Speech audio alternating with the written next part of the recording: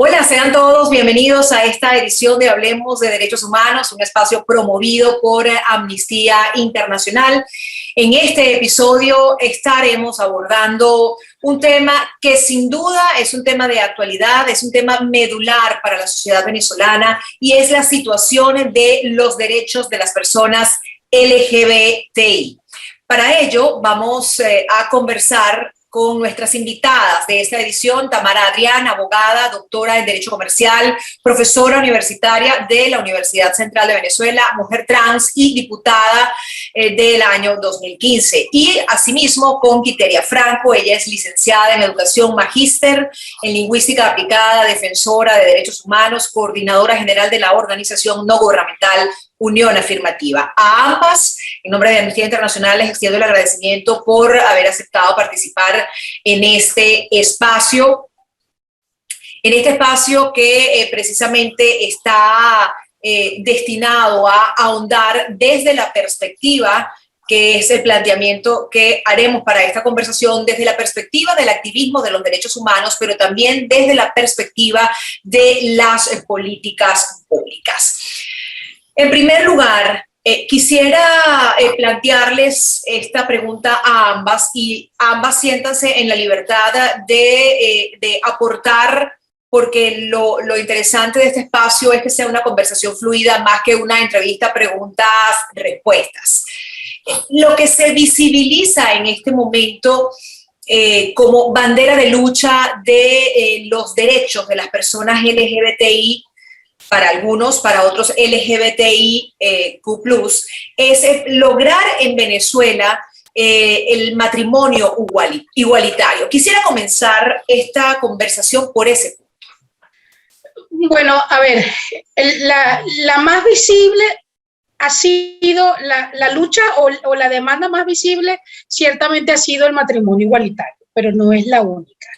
Y esto viene a partir de las necesidades de la población, en particular las parejas del mismo sexo. Y comenzó siendo el primer país, Países Bajos, que legalizó el matrimonio. Y de ahí en adelante, bueno, los países, las organizaciones fueron reconociendo la posibilidad de esta aprobación a partir también del trabajo que se hizo, el trabajo de incidencia que se hizo a nivel internacional en Naciones Unidas. Uno de los primeros casos, de los primeros pronunciamientos fue en Naciones Unidas a partir de un caso en Australia.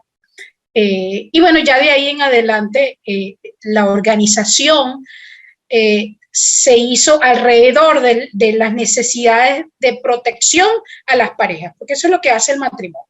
Otorgar protección a las parejas, y la institución civil del matrimonio pues deriva otros derechos. Sin embargo, no es la única demanda.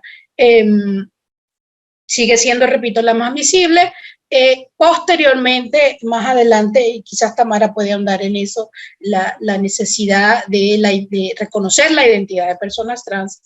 Y una cosa que ahora estamos también reconociendo, que en algún momento yo he pensado que por ahí hemos debido comenzar, es tener un instrumento legal que proteja contra la discriminación. Y la discriminación social a nivel laboral, de salud, de estudios, es decir, toda la vida que nosotros hacemos a diario.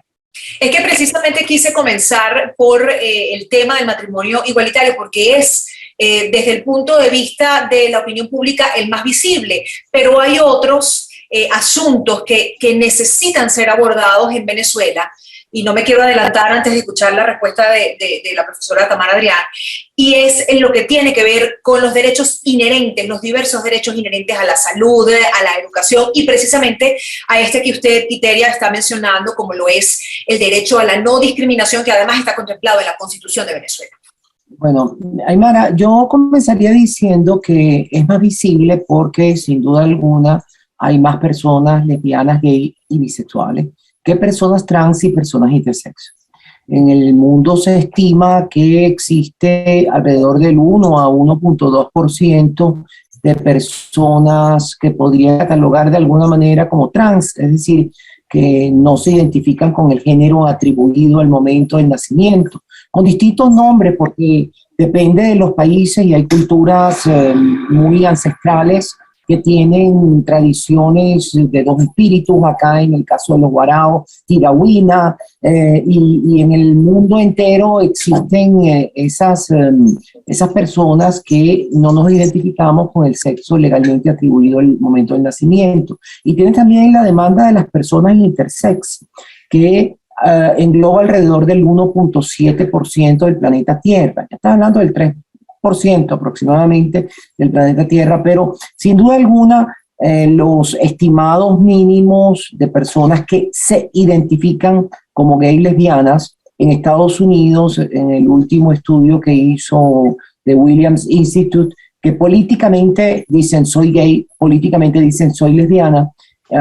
Hay personas que tienen sexo con personas del mismo sexo, pero que no se identifican políticamente con estos nombres, pero es 6%. Y bisexuales tienen un porcentaje todavía mayor. Entonces, claro, desde el punto de vista de la demanda y desde el punto de vista de la visibilidad, es posible que ese sea el tema más notorio. Por ejemplo, en el caso de la Corte Interamericana de Derechos Humanos, la opinión consultiva del caso de Costa Rica, que estableció en 3 capítulos, los 3 primeros capítulos, que las personas trans bajo la Convención Americana para los Derechos Humanos tienen derecho a la identidad de género. En segundo lugar, que ese derecho les autoriza a tener una identidad legal conforme a esa identidad de género, y en tercer lugar que los estados, el tercer capítulo, tienen que establecer un mecanismo de reconocimiento de identidad por vía administrativa,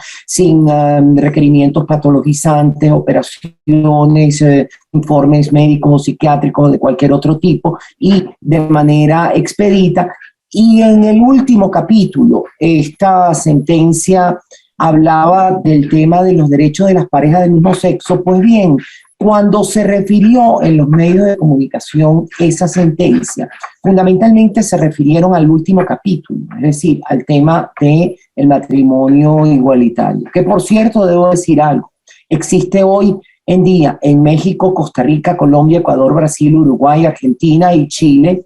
Y en Bolivia existe una situación todavía no definida porque hay una pareja que fue reconocida judicialmente y el tema está en el Tribunal Supremo de Bolivia en este momento. Y el reconocimiento de la identidad de las personas trans de esa forma existe en México, Costa Rica, Colombia, Ecuador, Brasil, Uruguay, Argentina, Chile y Bolivia en este momento, y en Perú está comenzando por vía judicial. O sea que cuando hablamos de demandas y cuando hablamos de requerimientos, sin duda alguna, por cuestiones numéricas, se le da mayor visibilidad al tema del matrimonio igualitario que el tema de la identidad de las personas trans.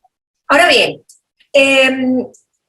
sin duda alguna, este es un asunto que, como todo en el mundo en este momento, no escapa de las incidencias, de los efectos y los retrasos que ha causado la pandemia pues en el mundo entero.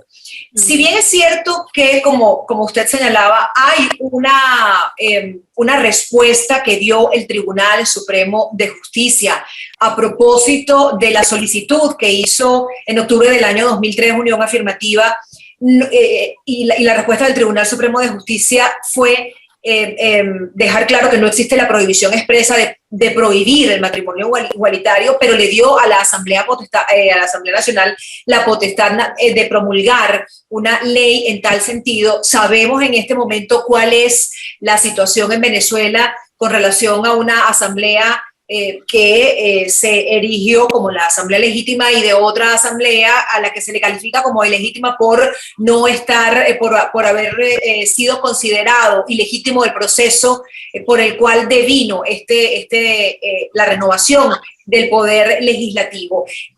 Esta situación más la pandemia, ¿cómo afecta la posibilidad de que Venezuela y la comunidad LGBTI, para algunos LGBTIQ+, para otros, avance en ese sentido, avance en el disfrute de sus derechos? ciertamente es un obstáculo. Las demandas siguen, las manifestaciones han seguido, las exigencias siguen de manera pública, de manera privada, de muchísimas maneras, pero ciertamente esa disyuntiva política en la que nos encontramos dificulta el trabajo de incidencia de las organizaciones de derechos humanos. Por una razón también importante, que es que a pesar de que este gobierno pues, se ha vendido públicamente como feminista, inclusivo, desde el punto de vista práctico ha sido muy excluyente. El gobierno pues, se rehúsa a escuchar las voces de las organizaciones independientes. Y quienes tienen acceso a quienes están en esa asamblea hoy en día son en su mayoría los activistas ideológicamente cercanos al gobierno. Eso sin duda es un obstáculo para nosotros hacer el trabajo de incidencia. Y hay otras cosas que no son nuevas, las vimos en asambleas anteriores, 2010-2015, bueno, en la fuerte influencia religiosa y militar y religiosa. Es decir, para nadie es un secreto que hay un grupo considerable de iglesias evangélicas muy cercanas al gobierno. El mundo militarista también ha tenido gran influencia en este gobierno y para nadie es un secreto que dentro de lo militar también hay un fuerte componente religioso. Tampoco es de gratis que el Código Orgánico de Justicia Militar sea todavía la única ley que mantiene un artículo que condena las relaciones entre adultos del mismo sexo dentro de las Fuerzas Armadas. Entonces, todos estos componentes influyen en que no se haya podido avanzar. ¿Por qué? Bueno, porque también eso depende de que quienes están al frente de una institución se vean a sí mismos como servidores públicos y tengan la capacidad de separar sus ideologías personales, sus ideologías religiosas, con su deber para con la Constitución, esa Constitución que juran defender, y además responder a las necesidades de la ciudadanía. Entonces, eso tampoco sucede hoy en día dentro de las instituciones públicas. La pandemia, además de la emergencia humanitaria compleja en la que nosotros nos encontramos aproximadamente de 2016, por supuesto que también ha venido a agravar la situación de las personas LGBT. Todas esas restricciones, inclusive los intentos del gobierno de resolver problemas como la comida, se toman medidas que afectan a las personas LGBT. Y yo puedo recordar dos cosas puntuales. Cuando se comenzó a vender la bolsa CLAP, ojo, se vende, no es de gratis, se vende esa bolsa CLAP. Se comenzaron a hacer aquellos censos y las parejas del mismo sexo fueron discriminadas en ese momento. Y eso lo tenemos que tener presente, eso lo debemos recordar porque eso sucedió. Y cuando se estableció la venta de productos, cuando había aquel desabastecimiento, la medida que se estableció fue venta por el último número de cédula, la gente tenía que ir a un comercio a mostrar su cédula, eso también perjudicó a las personas trans. Entonces ese tipo de cosas no se toman en cuenta al momento de elaborar políticas públicas de inclusión y solución social para las personas. Entonces eso es lo que ha ido como impidiendo el trabajo de incidencia, el avance en materia de derechos, pero tampoco se ven políticas públicas para resolver la exclusión social que viven las personas LGBTI. Yo agregaría que realmente en el contexto particular venezolano, estamos en la cola del desarrollo en América Latina desde el punto de vista legislativo y desde el punto de vista de las políticas públicas. Prácticamente no existe ningún derecho igualitario en Venezuela. Me voy a referir a dos cosas en las cuales se dice que haya habido avances y tampoco existen políticas públicas. Como señalaba anteriormente, en todos esos países que mencioné existen políticas públicas, por ejemplo, de inclusión laboral, de inclusión social y particularmente educativa de niños y niñas trans para la lucha y LGBT, para la lucha contra el bullying en escuelas, liceos y centros educativos en general. Existen mecanismos de control de la discriminación en el espacio público. Existen mecanismos de condena, inclusive penal, a mecanismos de discriminación en distintos ámbitos. Todo eso está ausente en Venezuela y peor todavía. Quiteria mencionaba el tema del atraso legislativo venezolano, pero ese atraso es mucho más marcado de lo que se podría pensar. En efecto, en el caso particular de las personas trans, se reconoció la identidad de género a través de rectificaciones de partida y de acciones de amparo entre el año 1977 y el año 1998. A partir del 99 no ha habido ningún reconocimiento de identidad de ninguna persona trans, y la razón es básicamente que se sustituyeron los jueces que existían de carrera luego de la constituyente del año 99 por jueces designados y removidos a dedo por el Consejo de la Magistratura.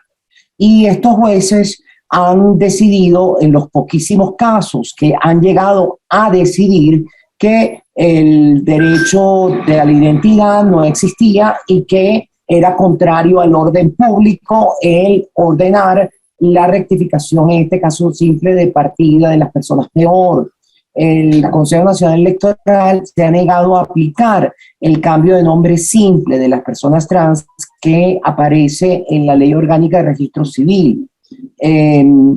Ahora que, incluyendo, por ejemplo, en este caso, El Salvador, hace 2 días, la Corte Suprema de El Salvador ordenó por unanimidad a la Asamblea de El Salvador, al Congreso de El Salvador, que modificara la ley para el reconocimiento de la identidad de las personas trans. Pues bien, existen casos pendientes, incluyendo el mío, desde el año 2004, ante el Tribunal Supremo de Justicia, y otros desde el 2012-2013. Existen debates internos dentro de la del propio Tribunal Supremo en los cuales los evangélicos están absolutamente presentes, han incorporado firmas. Y peor todavía, el único tribunal, Corte Suprema o Tribunal Constitucional que de la región y del mundo que se ha atrevido a decir que las parejas del mismo sexo son diferentes de las parejas heterosexuales ha sido la Sala Constitucional del Tribunal Supremo de Justicia. Todas las demás, en el caso concreto de América Latina, encontramos que el matrimonio igualitario existe en los siguientes países que voy a mencionar por vía judicial, no por vía legal. En Colombia, en Ecuador y en Brasil, y parcialmente por otra vía, pero de la Corte Interamericana, en Costa Rica.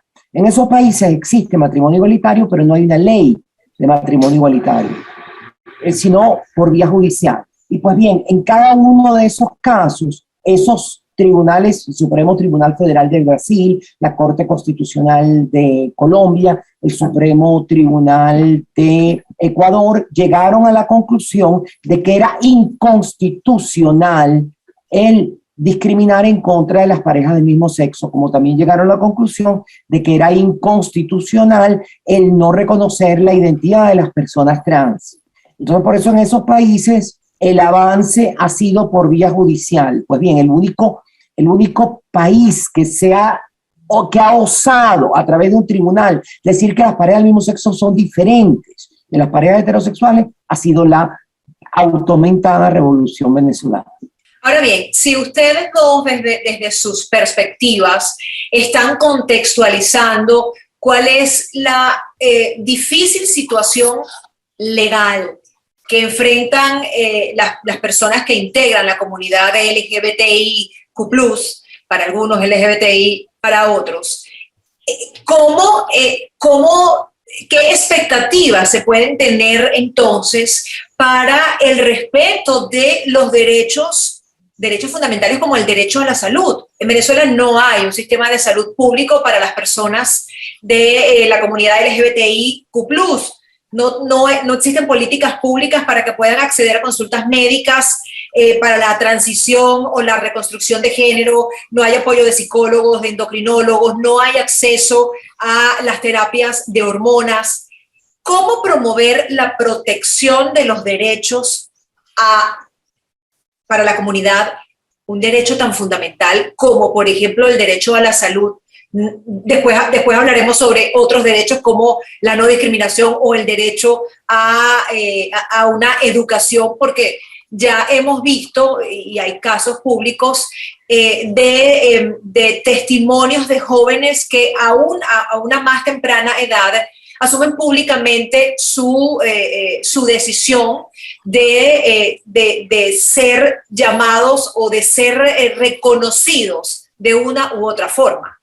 Mira, yo diría, y déjame comenzar en este punto, déjame comenzar, yo diría dos cosas. Efectivamente, el derecho a la salud es uno de los más vulnerados para la población LGBTI, particularmente para dos poblaciones, para la población trans y para la población intersex, por razones distintas. A la población trans por la ausencia de reconocimiento de la identidad y ergo por la ausencia de acceso a tratamientos de transición, hormonales, quirúrgicos, etcétera. Para la población intersex por la mutilación que se sigue haciendo en hospitales y clínicas de Venezuela en edades muy tempranas en Venezuela, y que hoy en día ha sido proscrito en numerosos países. Y también si un niño o niña intersex, llegado a la adolescencia, quiere proceder a reasignarse de sexo, a asumir un sexo diferente de aquel en el cual se le quiso poner a través de esas mutilaciones que se le hicieron tempranamente, tampoco hay mecanismos para el reconocimiento de su identidad. Entonces, el acceso a la salud de las personas trans y de las personas intersex es sin duda uno de los más vulnerados. Pero también podemos ver cómo la población, los prejuicios en contra de la población de gays, lesbianas y bisexuales llevan a exclusiones, a barreras a la entrada, barreras en el acceso a los servicios y barreras en el mantenimiento de los servicios, que son terribles. La falta de reconocimiento de la identidad de las personas trans llega al punto de que hay situaciones en las cuales una persona trans sufre un accidente y tiene que ir a una emergencia en un hospital y se le pone en un pasillo porque no se le quiere poner ni en la sala de hombres ni en la sala de mujeres, porque son monstruos pues para estas personas, por justamente la ausencia de políticas públicas. Y creo que es un tema que ha sido solucionado en casi toda América Latina a través de los tribunales supremos, el caso de la Corte Constitucional de Colombia, de Ecuador, de Perú. Inclusive hay una manifestación de Perú que no reconoce la identidad sino por vía judicial, pero ha reconocido el derecho a la salud, de Bolivia, de Chile y de Argentina, en las cuales se ha establecido y Brasil, en las cuales se ha establecido el derecho a que el sistema público de salud cubra esas prestaciones específicas. Quiteria. Sí, yo quería resaltar una cosa que tú mencionaste en tu pregunta, Aymara, que es el aspecto legal del aspecto social. Yo siento que hay como un divorcio entre estas dos áreas. Hay un estancamiento, sí, a nivel legal y a nivel de políticas públicas, pero creo que de alguna manera se ha ido avanzando, no al ritmo que deseamos, pero sí se ha ido avanzando desde el momento en que existe una emergencia y la sociedad civil ha comenzado a implementar respuestas que de alguna manera sirvan para paliar las consecuencias en la sociedad. Si bien es cierto que tú vas a un hospital y todavía encuentras mucha discriminación, mucho rechazo, a nivel privado hay clínicas y hay ONG que están ofreciendo servicios para personas trans. Puedo mencionar varias. Eso en el aspecto de salud. Sí, en el año 2020 salió un informe de ONUCIDA en el que las personas, cerca de 350 personas trans que fueron consultadas, 5% dijo haber sido víctima de discriminación en centros de salud. Eso sigue siendo una realidad, pero yo creo que poco a poco se están dando soluciones. Hay una organización que se ha ocupado de conseguir apoyar a hombres trans en el proceso de su transición y también a mujeres trans. En cuanto al área de educación, yo sí veo como positivo que desde que en el mundo se reconoce a las niñas, niños y adolescentes como sujetos de derecho y se les ha comenzado a empoderar y ellos conocen sus derechos, el tema del acoso escolar, popularmente conocido como el bullying, es un tema más frecuente en las escuelas. Y hay organizaciones que trabajan con niños, niñas y adolescentes, bueno, dedicados a dar charlas en las escuelas, a llamar la atención sobre el acoso escolar y están haciendo un trabajo de verdad admirable en la prevención del acoso. En donde sí veo que hace falta un mayor esfuerzo y también que las empresas hagan consciente su responsabilidad. Hay dos tipos de responsabilidad que las empresas tienen. Hay acuerdos mundiales que ya se establecieron entre más de 100 empresas a nivel mundial con Naciones Unidas para que las empresas respeten los derechos humanos. Y en el año 2017, si no me equivoco, se firmó un nuevo acuerdo para la inclusión laboral de personas LGBTI a nivel empresarial. Entonces, lo que corresponde es, bueno, que las empresas comiencen a abrirse un poco más, escuchen a las organizaciones de la sociedad civil, que conocemos todos estos instrumentos y que podemos asesorarles sobre cómo ir derribando esas barreras que todavía existen debido al estigma asociado a ser una persona homosexual. Eso tiene solución, ya existen documentos y pues nosotros estamos preparados en eso. Pero yo creo que desde el punto de vista social, poco a poco vamos avanzando. Eso es algo que nos toca a todos. Ahí sí quiero yo como hacer énfasis. Esto es una responsabilidad de todos. Esto no puede ser únicamente una responsabilidad de las personas LGBT, que desde el punto de vista numérico seguimos siendo minoría.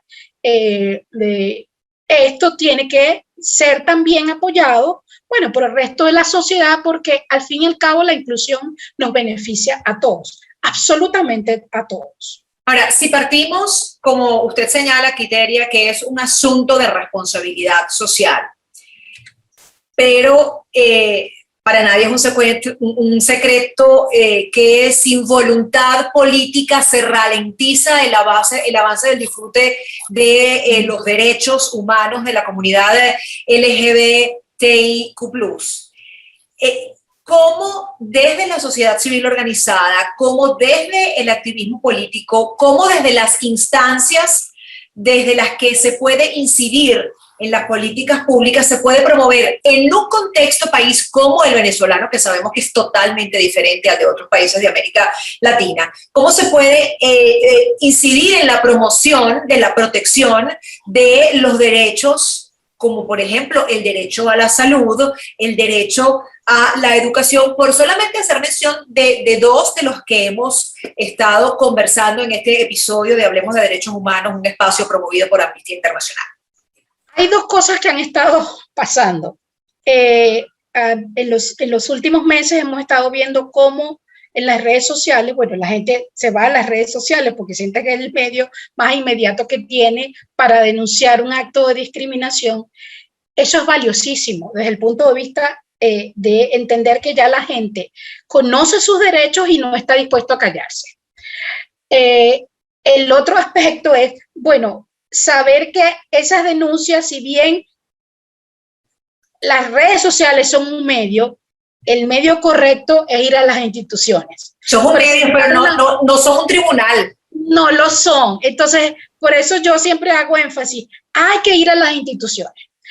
Presentar una denuncia, buscar el apoyo de un abogado. Si no se tiene cómo pagarlo, siempre están las organizaciones que pueden asesorar y acompañar en la denuncia, pero también saber que, bueno, en este país hay una política de jugar al cansancio, ¿no? De que uno va a las instituciones y no encuentra una respuesta y te mandan a venir otro día. Hay que insistir. Es decir, hay que seguir insistiendo hasta que se logre una respuesta, porque eso además sirve como un precedente, para sentar precedente de esas denuncias de lo que está sucediendo. Y aunque no haya respuesta, también esa denuncia sirve para dejar constancia que las instituciones no están cumpliendo con su labor. Y además, la denuncia tiene que ir acompañada de una propuesta pedagógica, porque cuando tú denuncias, por ejemplo, que no te dejan entrar a un restaurante, la idea no debe ser buscar el cierre de ese restaurante, no, es que ese restaurante cumpla con su responsabilidad social y forme a sus empleados. Si no sabe cómo hacerlo, nuevamente contactar a las ONG. Pero te pongo el ejemplo de Chacao, donde existe una ordenanza contra todo tipo de discriminación. Ahora, las autoridades de los municipios también tienen una responsabilidad que no se está cumpliendo, que no se está poniendo en práctica, y eso también hace falta decirlo. Tanto el alcalde como el consejo comunal, el consejo legislativo, perdón, no están haciendo cumplir esa ordenanza. Y solo menciono Chacao como un ejemplo, pero igual están el resto de los municipios del Distrito Capital y otros estados donde se ha declarado, por ejemplo, el 17 de mayo como el Día contra la homofobia, la bifobia. Esos decretos van acompañados de acciones que los consejos legislativos deben cumplir y no lo están haciendo. Y ahí es donde es un juego entre varias personas. La ciudadanía debe apropiarse de esos instrumentos y exigir a sus gobernantes. Y los gobernantes que tenemos más cercanos son los alcaldes y los consejos legislativos. Profesora Tamara. Yo agregaría otra cosa que es en un orden de ideas distinto, y es que la ausencia de políticas públicas daña, que pueden realizarse, pueden dictarse y con independencia de las leyes, daña de manera sustancial a la comunidad LGBT y en realidad cualquier comunidad que sea eventualmente vulnerable o vulnerabilizada socialmente. Y en el caso concreto de las comunidades LGBTIQ+, en realidad hay espacios para que entes privados, como decía un poco Quiteria antes, implementen políticas públicas. Hay que reconocer, por ejemplo, que mucho antes de que el Código Civil fuese reformado en el año 1982 para el reconocimiento de las parejas de personas que vivían en concubinato, que hasta ese momento estaban en la misma situación en que están hoy las parejas del mismo sexo, por las mismas razones, por prejuicios. Es decir, Ana y Pedro vivían juntos durante 25 años y se moría Pedro y Ana no tenía ningún derecho a nada, ni a los bienes que habían tenido, ni a heredar nada, porque no era nadie. ¿Y por qué? Porque vivían un horrendo pecado, que era el pecado de la concupiscencia, el pecado de la carne.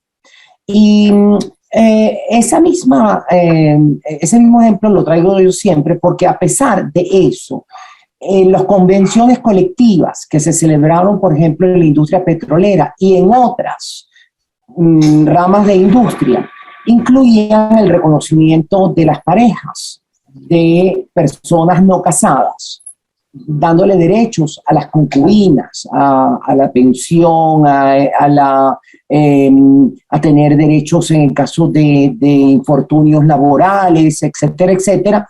Pues bien, ese tipo de política pública que se desarrolla en el ámbito privado sin que esté acompañado por una ley, se ha venido colando y puede llegar a colarse mucho más en casi toda la región, muy poco en Venezuela, por ejemplo. Prácticamente el 90% de las 400 universidades más importantes de América Latina tienen políticas de inclusión de personas LGBT en el ámbito educacional. Prácticamente, incluyendo las confesionales, incluyendo la católica javeriana, de Bogotá, o la Católica del Perú, o la Católica de Chile, o la Católica de Sao Paulo. Tienen en muchísimos institutos educativos también políticas públicas, por ejemplo, en contra del bullying. No hay ninguna política pública del Estado en contra del bullying en Venezuela, que es un problema serio. Y sin embargo, algunos colegios han venido dando algunos avances. Pero esta semana pasada conocí yo de un caso en el que una profesora que había dado una clase sobre diversidades de todo tipo y el bullying en 6º grado fue suspendida de un colegio porque algunos padres vinieron a decir que de eso no se podía hablar en 6º grado porque eso era un tema tabú. Y entonces vemos cómo sin una política pública real, a veces las políticas públicas de los entes privados, o las políticas públicas privadas, tienen poca profundidad y poca incidencia, y sobre todo poca exigibilidad desde el punto de vista jurídico. Yo creo que ese es un tema que también es importante conocer, porque nos reafianza en la idea de que sin leyes que regulen los temas de manera integral, los derechos quedan pendientes o pendentes, mejor dicho, de la voluntad de alguien que diga sí o no según las circunstancias. Perdón, yo agregaría, entiendo la necesidad de leyes, y por eso es que las exigimos, pero también hace falta que después de las leyes se emprenda todo un proceso social de dar a conocerlas y de que los empleados públicos, que son al fin y al cabo quienes deben ejecutar esas leyes, las conozcan, porque si no, eso no se traduce en cambios reales. En el año 2017 nosotros participamos en un proceso de verificación de cumplimiento del acuerdo de Santiago, no recuerdo el nombre. En fin, hicimos un estudio y analizamos varias leyes que existen en Venezuela, y la conclusión fue que desde el punto de vista de leyes ya existe una norma que permite a nivel de la educación hablar de educación sexual integral en Venezuela. Eso está en nuestras leyes. ¿Qué sucede? Que eso no se ha traducido en material bibliográfico que llegue a maestros, tampoco se ha hecho el proceso de formación de los maestros en educación sexual. Entonces, si los maestros no están preparados para hablar de educación sexual, no lo hacen. Entonces, eso está estipulado en el programa educativo de manera muy breve y no desarrollada completamente, pero existe y no se está implementando. Entonces, esa conexión entre la ley y la práctica también hay que impulsarla. Entonces, ahora luego de escucharlas a las dos, perdón, Tamara, profesor, usted iba a decir algo. Acaba de poner el dedo en la llaga, Quiteria. Las leyes no son un instrumento mágico, sino que si no se aplican. Y por ejemplo, fíjate, desde el año 2010 existe la posibilidad teórica de que las personas trans cambien el nombre en la Ley Orgánica de Registro Civil, pero el Consejo Nacional Electoral se negó a que esta ley se aplicase, en tanto que órgano rector del Registro Civil, y prohibió a los registradores que cambiaran el nombre de las personas trans, diciendo que ese derecho solo le quedaría a una persona, una vagina a quien habían llamado Pedro, o a un pene a quien habían llamado María, pero no a una persona trans. Bueno, escucharlas hablar, y ahora sumado al comentario suyo, profesora, quisiera que ustedes dos, desde su área de pericia y desde su condición de activismo político, activismo en defensa de los derechos humanos de la comunidad LGBTIQ+, permitan que quienes van a ver este episodio de Hablemos de Derechos Humanos comprendan si, por un lado, está siendo abonado el terreno de forma efectiva para evitar la discriminación, que es un derecho que está contemplado en la Constitución de Venezuela, si es que no hay los mecanismos en este momento para evitarla, y si se materializa por parte del Estado dicha protección que hemos visto en determinados casos se ha activado no vía noticia criminis, como legalmente se le conocía el término, sino vía Twitter criminis. Yo diría, déjenme empezar ahí diciendo que daría 3 ejemplos. El año pasado, bueno, ya no sabemos cuántos crímenes de odio existen en Venezuela porque como cerraron la mayoría de los pequeños periódicos del interior donde se reseñaban los crímenes de odio en el interior, es muy difícil y solo por boca a oreja, porque alguien conocía a la víctima, porque el crimen era demasiado horrendo y sucedió en una ciudad importante, entonces se llegan a conocer algunos crímenes de odio, pero de aquellos 30 y tantos crímenes de odio que hubo el año pasado, entiendo que solo 2 de ellos terminaron en alguna imputación de alguien. En los casos de cualquier tipo de violación de derechos humanos, simplemente las instituciones no responden en Venezuela, porque los prejuicios prevalecen sobre la ley, aun cuando la ley puede existir. Porque en esa sentencia que citó Quiteria al comienzo del caso Unión Afirmativa de Venezuela del año 2008, la Corte Suprema del Tribunal Supremo de Justicia en Sala Constitucional dijo que era inconstitucional el discriminar a alguien por su orientación sexual. No incluyeron la identidad de género, pero que era inconstitucional. Y sin embargo eso no ha llegado a ninguna aplicación práctica, desafortunadamente. Sí. Mira, yo te voy a dar otro ejemplo. La labor que yo siento que hacemos desde Unión Afirmativa es seguir protestando desde el punto de vista de elaboración de informes, de sistematización de los casos de discriminación y hacerle seguimiento a todas las iniciativas que salen desde el gobierno. Porque a veces la intención, como yo la veo, es tratar de aparentar que se está trabajando cuando realmente no se está haciendo. Creo que hace un año la Defensoría del Pueblo creó una defensoría con alcance nacional para la protección de la diversidad sexual. Palabras más, palabras menos, así la llamaron. Yo le estaba haciendo seguimiento desde un principio, he dicho, esa institución es un casco vacío, ahí no hay nada. Primero, no se conoce cuál es el personal, no se conoce el presupuesto que tiene y no se conoce un plan. Ya pasó un año.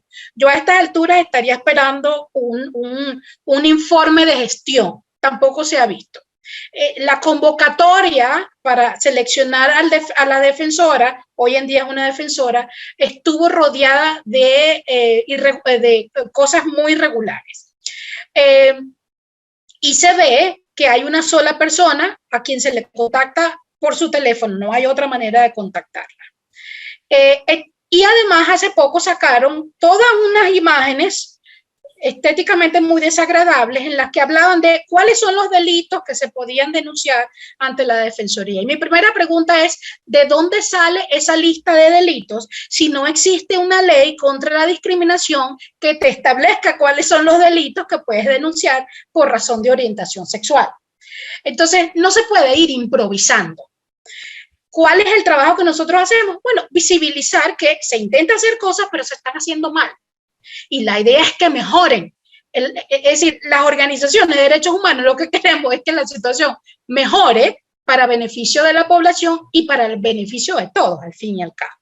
Entonces, respondiendo a tu pregunta, ¿qué seguimos haciendo? Bueno, visibilizando que hay unas necesidades, especificando cuáles son esas necesidades, qué es lo que está haciendo el gobierno, lo que no está haciendo bien, recomendar cómo hacerlo para que eso cambie.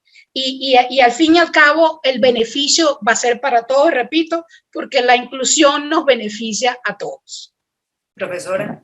Es correcto, esa es una oración que es lapidaria y que coincido totalmente en su contenido, porque la diversidad es natural, nadie es igual a otra persona, y solo cuando respetamos esas diversidades, nos nutrimos de esas diversidades. Yo siempre digo, yo aprendo de quien piensa distinto de mí, pero aprendo muy poco o nada de quien piensa igual que yo.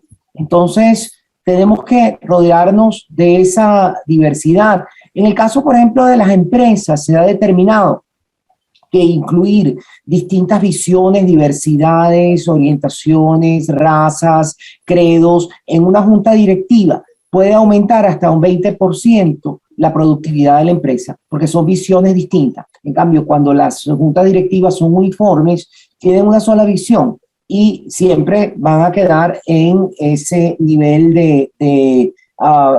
diríamos, por el principio de Peter, de ya no poder subir más allá. Si ustedes, para finalizar, tuvieran que evaluar ambas de manera cuantitativa, uno, la protección por parte del Estado para la comunidad LGBTIQ+, la protección de los derechos, por supuesto. Dos, el trabajo que está, la actuación asumida con responsabilidad de la sociedad civil, de las organizaciones no gubernamentales. Y tres, de quienes pueden incidir en las políticas públicas para beneficio de la comunidad. ¿Cómo la evaluaría? Yo diría mala, más o menos mala. Es decir, desde el Estado no hay protección. Y eso se puede leer fácilmente en nuestros informes. Si no hay protección desde el punto de vista de leyes, no hay protección desde el punto de vista de políticas públicas, no hay protección ni siquiera una intención de prevenir los actos de discriminación y que por el contrario han sido incentivados desde el Estado, cosa que denunciamos hace rato. La sociedad civil está cambiando. Yo sigo siendo optimista, yo sí creo que, y eso es parte del trabajo que nosotros hacemos como parte de la sociedad, ir hablando con otras organizaciones de derechos humanos sobre la necesidad de tener realmente un enfoque de igualdad y no discriminación. Dos principios que rigen los derechos humanos. De eso tenemos que hablar. Políticas públicas, hay algunas alcaldías que han tenido buenas iniciativas, es solo que hay que terminar de ponerlas en práctica. Y esto es un trabajo, sí, a largo plazo. Yo soy optimista y por eso es que sigo haciendo el trabajo que hago, porque creo que la gente escucha. Probablemente le tome tiempo reaccionar, emprender los cambios, pero si yo fuese pesimista no estaría haciendo este trabajo que hago, ¿no? De seguir insistiendo en vamos a abrirnos, vamos a sentarnos a conversar y ofrecer además la posibilidad de decirles cómo podemos cambiar para que las cosas mejoren. No solamente criticar, sino además ofrecer las herramientas para cambiar. Esa es mi evaluación de cómo está la sociedad hoy en día. No está haciendo mucho el Estado, hay unas iniciativas, inclusive dentro de esa asamblea se creó una subcomisión de personas para la diversidad sexual. Lamentablemente, bueno, yo he podido asistir a alguna reunión, yo pediría mucho más apertura, yo estaría dispuesta a participar, a aportar y que, bueno, que las ideas se escuchen, porque al fin y al cabo eso es lo que buscamos. La sociedad, sí vamos a cambiar, sí estamos cambiando, no al paso de nuestros vecinos, nuestros países vecinos, pero yo sí creo que vamos a cambiar y en algún momento, más temprano que tarde, en Venezuela también vamos a tener derechos conquistados como ya lo han hecho nuestros vecinos. Yo diría Estado 01. O sea, está raspado, está ahí 01. A lo mejor le pongo 00, pero bueno, vamos a poner. Ahí estamos raspados. En sociedad civil ha mejorado. Creo que después de un periodo muy negro en el que gran parte de los activistas se fueron de Venezuela, de los activistas más notables y más conocidos se fueron de Venezuela, hay una nueva generación que se está formando, que está empezando, hay organizaciones jóvenes, hay de muchachos que están ahí echándole pichón y creo que estamos formándolos. Ayer yo estaba dando un curso justamente a un grupo de nuevos activistas de entre 17 y 23 años, o sea, chévere. Me siento muy, muy contenta de que esa nueva generación se esté formando y que no se vaya, ojalá que no se vaya, en el pasado no se iba. Y en cuanto a la sociedad, ahí sí voy a decir algo interesante, mi apreciación. Cuando yo le pregunté en el año 2019 a venezolanos en el extranjero LGBT y venezolanos viviendo en Venezuela, el tema de la discriminación, violencia, segregación que sentían, y aquellos que se fueron, les preguntaba cómo sentían la discriminación en Venezuela y cómo la sienten en el nuevo país donde están. Y en el promedio, sentían, desde el punto de vista autorreferencial, que la discriminación había disminuido por lo menos en un 70% respecto de la que sufrían en Venezuela. Por ende, hay un problema acá en Venezuela, sí lo hay, pero ahí es donde está el aspecto quizás bueno. El tema, por un lado, de la diáspora. El otro tema relacionado con la crisis humanitaria que hemos vivido ha llevado a la gente a veces a pensar de manera un poco distinta. Y veo yo en este momento que aquellas generaciones que tienen menos de 25 años en general no tienen problema. No tienen problema. Ya han naturalizado la existencia de la comunidad LGBT y para ellos, salvo grupitos muy pequeños formados en hogares muchas veces muy intolerantes, no hay problema.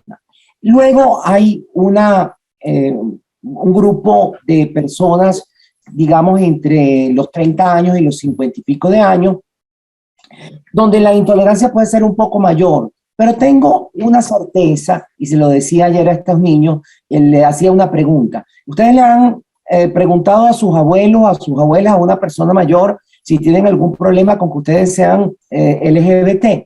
Y entonces la respuesta unánime era la que yo creo que sucede. No, mi hija, no, mi hijo, hay que ser feliz.